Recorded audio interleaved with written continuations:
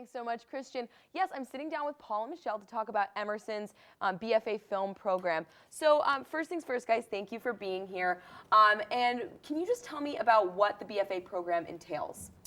So the BFA program takes place over the course of 2 semesters, and it's a thesis project that you create. It doesn't necessarily have to be a film. Our class has an audio project and a web series in it as well as a feature-length script. But if you are making a film, you take the first semester to do pre-production, so like writing and workshopping the script, preparing everything to make the film. You usually shoot over a break from school, and then the second semester you do post-production where you edit and complete the film. Great, so it's a 2-semester long kind of program, and I know that you guys are actually making a film. Yes. So Paul, can you tell me about the film? Inside Boxes is kind of like me personifying my anxiety through a couple's relationship. It's the characters' name are Jeffrey and Laura Bloom, and they decide to move in together. However, things kind of go haywire when Jeff begins to worry that maybe he's not. He begins to struggle with fears of commitment.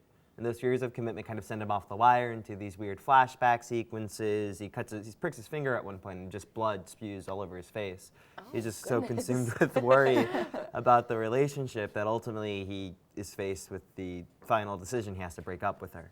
That's so interesting. And what has been the hardest part of, I guess, like because you're in the pre-production phase of the film in this semester, what's been the hardest obstacles for creating this film? We're actually in the post-production phase. I think the hardest obstacle so far has just been, I think altogether the hardest obstacle is feedback from the class, because you never know what to expect. Okay. I already know, like, for example, they're going to say probably the movie's too long right now. Tonight, like, they're going to say that later tomorrow night. It's like at a good place right now, I think. But like a lot of it is just figuring out how the film pieces together in the way that Paul originally envisioned it in the script, and like just making it as powerful and relatable to the audience as possible.